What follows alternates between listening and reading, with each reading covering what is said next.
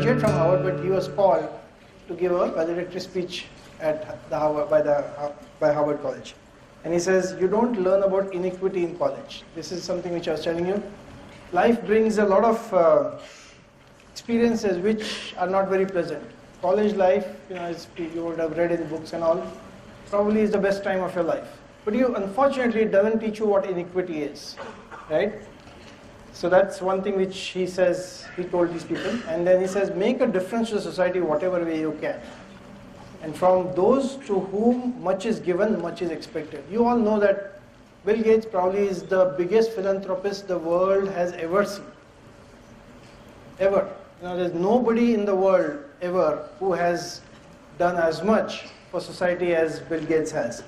And he was there on TV just, I think, a couple of days ago along with Amir Khan of all the people. And they were talking about philanthropy and what they should be doing. And it was really interesting to hear what he had to say. Because, in fact, there's another story which I remember just now. So Warren Buffett, you all know Warren Buffett. So he's one of the biggest, Oracle of Omaha, and the person who has probably made more money on the stock market than anybody else. And so he decided to, give back to the society and decided to give, I think it was $1 billion that he wanted to donate. And he could have, he seems to know everything, which company will do well and all that. So he obviously must be a very, very smart guy. But he decided to donate that $1 billion to the Gates Foundation.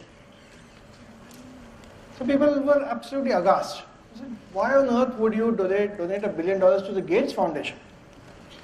He said that Bill Gates and Melinda Gates know better than I do how to make a difference with this money. Right? So that's coming from Warren Buffett, must be very good. So that's something. So I brought this in because apart from several other things that he said, this is something again which you should never forget. I often get people, coming to me and saying, oh, I was in college with such and such guy, and he's making this much money and I'm making less money than him. Right? So I need a raise. Not because I'm doing well, but because my classmate is getting more money. And that's unfortunately, comparing with others. So often I ask them, don't you have other comparisons where people are not doing as well as you are? Forget about people who, at least you have a good job in a good company and so on. And why are you comparing yourself with somebody who you went to college with? And jokingly I said that, and this was a few years ago when Nandan Nilekani was the CEO of Infosys. I said, I went to college with Nandan and look where he is and look where I am. So should I go and tell management that I should be paid as much as Nandan gets paid? Obviously not. He's much better than I am. He must be, right? So that's something which we should never forget, that it's if you start comparing yourself with others, it's again the glass half full, half empty kind of a thing. You can always find somebody who's better off than you are. And that's a sure shot way of making yourself unhappy, no matter how good you are, or no matter how well off you are. Right? So, do you know what percentage of Indians pay income tax? Personal income tax? 4%. Right? So, if you are paying income tax, and believe me, no matter what job you will get into, you will be paying income tax from day one. What does it tell you? That you are in the, at least in, maybe not the 96th percentile, but at least in the 90th percentile, because some of them may be making money and not paying tax, so leave them aside. But at least in 90th percentile, which means 90% of the people in this country are worse off than you are. But you never think about that. You always think about, you meaning most people, think about, oh, my neighbor has this car. Oh, my, so-and-so makes, went for a trip abroad and so on. So, forget all that, but more importantly, think of the people who are not as blessed as you are, and do something about it. In my introduction, I think she mentioned about one NGO that we started. So just a group of us who are in India from my class, very few of us are there, but so we said we got to do something, and we started this foundation where all we do is collect money, and we have decided that we will give only for education to underprivileged children, and we will do it only for the area that we can go and personally visit. Not because of anything else, but all of us are busy doing our normal work, so if it's something else, we won't do it. So if you are not able to see it, then we don't want to do it. So we have done that. We don't think it's enough, but we said that, okay, let's make a beginning. Once we retire, once we have more time, we can actually expand it. But believe me, that has given us so much of satisfaction. And I'm seeing that more and more. And I'm very happy to say that people keep complaining about the young generation not being as sensitive towards others, and being very selfish and being very materialistic. But I'm absolutely delighted to find that my average age in my company is 26, 27 years. Okay, that's the average of our company. And the number of very young people who are really wanting to do something for the society is amazing. Okay, so that's a good news. They really want to do something, not just in terms of money, but also in terms of their time, which is what Bill Gates has been talking about. From those to whom much is given, much is expected also. So that's another thing which I would like you to remember. And this is another J.K. Rowling, Harry Potter creator. I hate to admit this, but I don't like Harry Potter. I have not read them, but obviously it's I'm the exception. But anyway, so there's no question that Harry Potter is one of the biggest creations of this era. So she says, there is an expiry date on blaming your parents for steering you in the wrong direction. The moment you're old enough to take the wheel, responsibility lies with you. See, in the US, you can start driving. She's in UK, but so you can typically start driving at about 18. And I presume everybody here is above 18. Right? If you're above 18, if you can drive a vehicle, then you have to take responsibility for your actions now. And that's not me saying, that's J.K. Rowling saying. So that's another thing which you should remember. And again, very similar themes. She says, would not have created Harry Potter if not for utter failure. And I'm not going to go into details here, but if you can find the time, just Google it and read what she went through. She was rejected by everybody. Everybody, multiple rejections for what she was creating. And guess what happened finally, right? But she stuck to it, and she says she wouldn't have created Harry Potter if not for utter failure.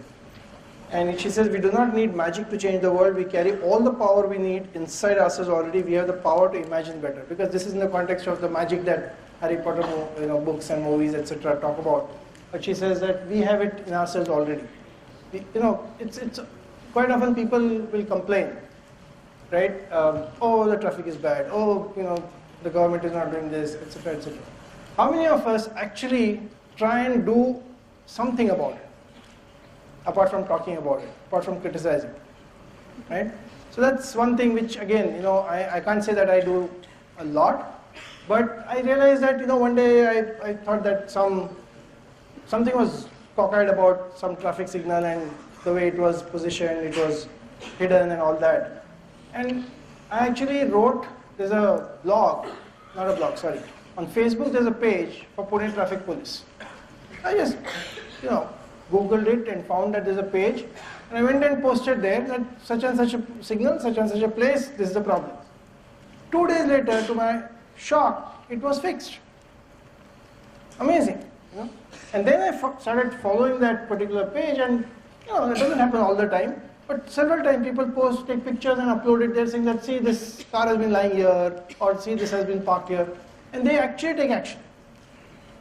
So it's amazing what you will find if you actually take the efforts to do something about it rather than just talk about it.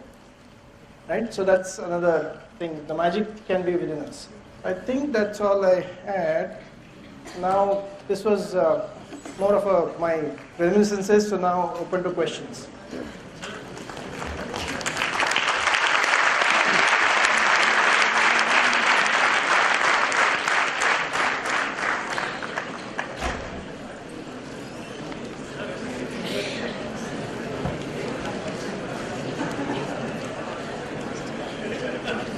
Hello.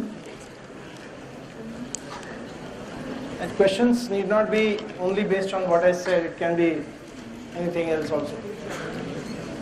Hello sir, I am Naman Dixit, Student Manager BIMM, PGDM, IT and Marketing. Sir, as you said, you have been associated with software companies, and my question is that which specialization would you suggest me to take? Systems or marketing? I have experience of 2 years working in a software company as a software developer. I have worked as a Java developer.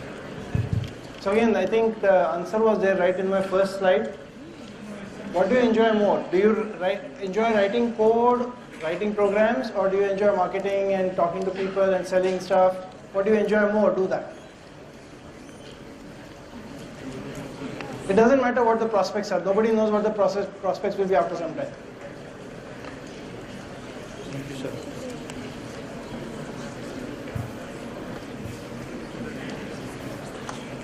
Anyway, just as an aside for that question, I must tell you that we are taking great pains to ensure that people who are technically minded, that is, they enjoy writing code, they enjoy creating software, they have a career path without having to become people managers.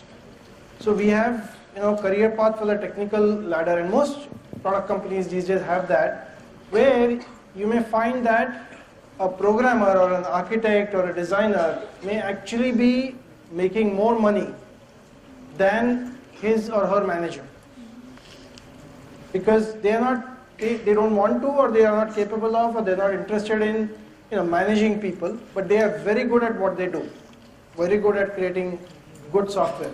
So we have a career path which can go right up to what we call distinguished engineer, which can be actually a position which is equivalent to a senior level VP across the company. So you don't need to be a manager, you don't need to be, MBA doesn't mean that you have to be a manager. Okay, you can still be very good at something and you can excel at that. So I'm not suggesting that everybody has to go that way, but those of you who think that they're really good at a particular individual contributor role, there's ample scope for that too. Yeah. Good evening, sir. I am Sachin Dwivedi, Student Manager BITM. My question is, as you have completed your engineering from IIT Bombay, what was the thing that attracted or inspired you to go into the management field? A frank answer? Yes, sir. It might shock you. So the absolute frank answer is, I actually went and got jobs because that IITs, even today, anybody will get a job. If you finish from IIT, you will get any number of jobs that you want. So I had one job offer from what used to be called Telco, then now it's called Tata Motors. I had one job from Philips, and I think a couple of more. And quite frankly, I was absolutely scared to get into a job because I didn't think I knew anything enough to go and actually do a real job. So I was scared of getting into a job situation, thinking that I'll be exposed, that I don't really understand it. And that's the reason why I decided to go into an MBA. So, escapist route, but it worked out well.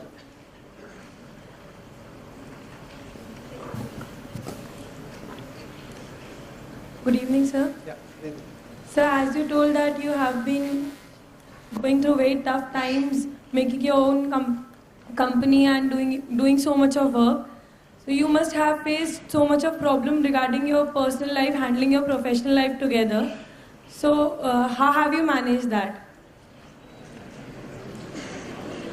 Actually, that's not true. I mean, I don't think I ever had a problem managing personal life or whatever. So I have a very simple answer to that. So first let me tell you a quick anecdote. So earlier my office was very close to my home, and I used to typically go to the office even on Saturdays for some time. And once in a while I would be at home, and I might be a little cranky or whatever. So my wife used to say, you know what, why don't you go to the office for some time, it will make you feel nice. Okay, so the reason I wanted to tell you that was, all these concepts about, when people say, oh, I'm waiting for Friday. or on Monday morning, oh, I've got the Monday morning blues. Right? People, this is a Western concept actually, where people do the work because they have to work so that they can enjoy the weekends. And they don't work, right? I think that's a myth. To me, if you're enjoying your work, if you're doing what, and that's why that whole thing about passion and so on, if you're enjoying your work, then work is pleasure. Work is hobby. And then you don't really feel that you're making any sacrifices by working. Even if, see, money may or may not be commensurate with what you think you should get. But so long as you're not actually starving, or your family is not starving, and if you're enjoying what you're doing, you're reasonably being taken care of. Okay, you may not have the car. One of the things I did when I quit my job in first time was I had a car which I sold off. I used to go on a bicycle. But I never thought that I was doing any great sacrifice because I was enjoying what I was doing. So I think all these concepts about sacrifices and all of that, all that pales away if you really enjoy what you're doing. And therefore, again, I think if there's one takeaway from all that I talked about that you want to have, it is about do what you enjoy. If you find yourself in a situation where you are not enjoying what you're doing, change it. Not because you'll get more money or less money, but because you'll enjoy what you're doing. And usually the money and everything else, success follows after that. So I don't think I really had any problems. Sir, Yes. good evening, sir. I'm the student manager of BIM. My name is Mohammad Dasham Qadri. Sir, there are some personal questions regarding you. Sir, just share some experience regarding IIM Ahmedabad, what you most learn over there. Yeah, actually I talked about that earlier, which is because everything was one in the classroom itself, it was a case discussion. So you debated with each other, you talked about, and you figured out that, oh, I never thought about that. This person has a different perspective about that. I might have come up with I might have run a linear program or whatever and come up with some kind of a solution, and the guy says, well, it will never be accepted by the unions, as an example, right? So these kind of things, that there are multiple perspectives that you need to take when you come up with a solution. That was one thing. And this was not just in the classroom. Most of the things had projects where you had to make groups of whatever, 3, 4, 5 people. And these 3 or 4 or 5 people had to, deliver that project. I'm sure you guys will be doing that.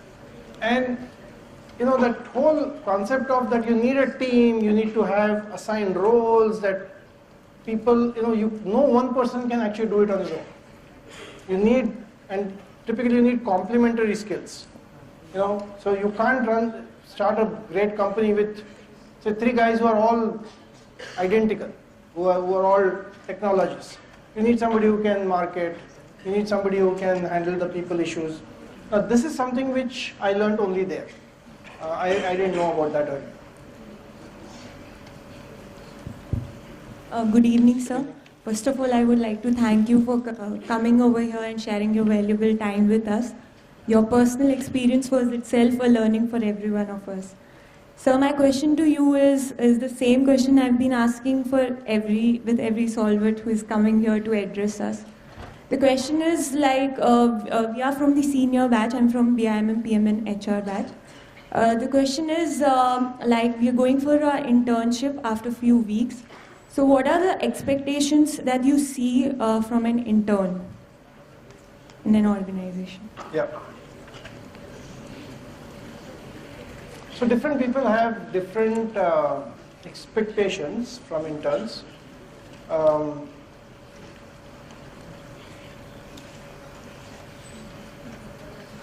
I'm trying to. So right now in our current company, we don't take interns of this kind, but I have done that in the past, and I am a great believer in that. I think the most important thing, expectation from an intern, is willingness to learn. Sometimes, interns come in, and I'm not talking about whether MBA, engineering, whatever.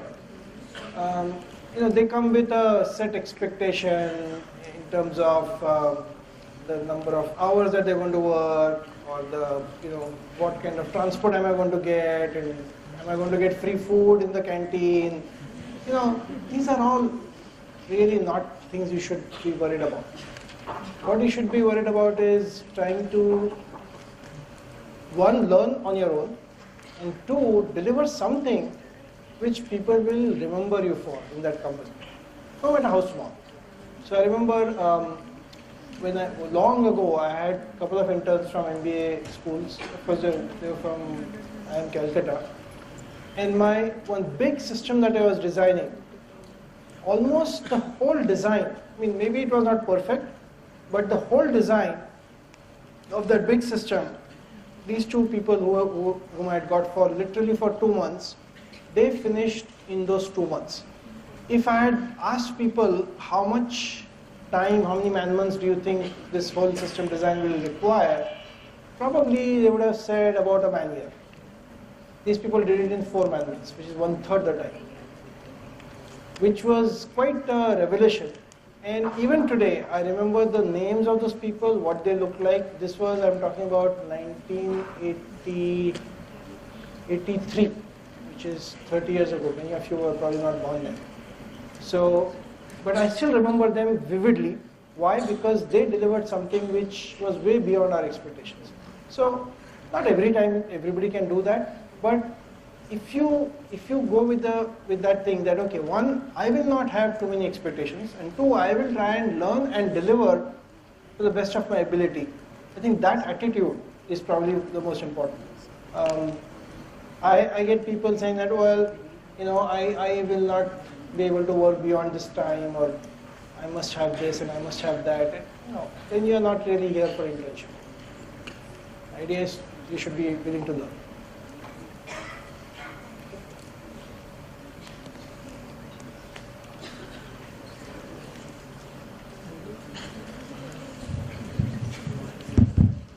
As the time is running out, so only 2 questions more will be entertained.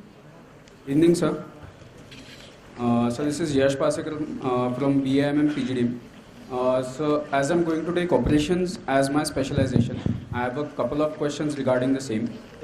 So basically, what are core competencies and skills expected out of an operations manager? Second, since I'm aiming for supply chains management and not quality control, is Six Sigma certification a mandatory part for my course, or an added value? Thank you. Okay, so I'll answer the second part first. So any certification, it's not the certification which is important, it's the knowledge which is important. So for example, people ask us several times, are you CMMI level 5 or level 4 or something? We are not any level. We don't do that. Are you ISO certified? No, we are not. But do you think you have quality process? Absolutely yes. So it's not whether you are certified or not that is important, but whether you have the knowledge. So, I have one theory which my HR people do not agree with, which is, if I'm interviewing for a particular position, and let's say if I have 2 people who, in the interview process and based on what they have done and everything, suppose both of them seem to be equally capable, right? Both are suitable for that role. They have the competencies and they have the, based on the interviewing, we have figured out that yes, they can do the job. Then the rule that I have for myself is take the one with the least qualification. Least certification, least qualification. Now my HR people are absolutely flabbergasted at that. That guy is an MBA, this guy is just college dropout. Well, if both of them have shown to be equally capable for that role, then the guy who showed his capability without having the benefit of a nice MBA and all the other things that go with it, probably he has more learning ability, more perseverance, and so on and so forth. And he still has shown that he has the knowledge. So certification, but again, don't take this, because by and large people do not do this. It's only my own, according to my HR stupid expectations, but so I have found the best programmers the best programmer that I've ever worked with was a person who was a commerce graduate who had no computer background. She was absolutely the best, right? Because she had that flair and she started doing it as a hobby and she was absolutely wonderful at it. So certification by itself, no. But if, quite often what happens is we as individuals, we don't get motivated to just learn something. But if we say that, okay, to do this certification, then you kind of get forced into learning because you can't pass that or can't get certified unless you go through this. So if by certification you mean is the knowledge worth having, absolutely yes. You should have that knowledge. If you want to have that certification, it will never hurt. A check mark is always good to have on as many boxes that you can get for getting a job, but for staying in a job and doing well, the check marks don't matter. Then it's your knowledge which matters. And what was the first question about operations manager? So the core competencies and skills expected out of an operations manager. Actually, but when you say operations, it will depend on which field you are in. Which operations? I aspire to go into manufacturing sector. Manufacturing operation. So again, not essential but always desirable is an understanding of the technology. Management skills are important, but so to give you an example, the product that I had developed along with my partners was more into scheduling of job shops in a manufacturing environment. I am an electrical engineer. My partners were science graduates. None of us was a mechanical engineer. Fortunately, unfortunately, the whole market where we were selling was all mechanical engineering, automobiles, mechanical engineering. So, but to be able to sell the software, even though the software could do exactly what they wanted, we had to learn the manufacturing processes of mechanical engineering and automobile engineering industry because we had to convince them. Not because it was necessary, the software would still do the job. But to be able to convince them, they needed to hear from us. So for even right now, so when I try to sell our software which is for doctors and hospitals, when I try to do that, the first question that they ask me, are you a doctor? No, I'm not. Your credibility is gone then. So what I do is, I always take 2 or 3 doctors with me who work for us and make them the front end. And then all the questions I will answer, but they are there to convince them that, okay, these people know. So to go into manufacturing, apart from the standard things which an operations manager should learn, and I don't need to go into that, but I think it would help if you understand manufacturing technology.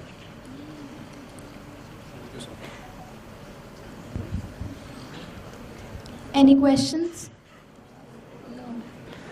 Thank you, sir, for your inspiring words and enlightening us about the importance of making your passion your profession, trusting people, not becoming cynical, encountering hardships to become more capable and strong, learning from each other, and the importance of social skills to become more successful in life. Thank you, sir. We'll surely look upon it. May I now request Vellore Sir, Director BIIB, to present our guest with a token of appreciation.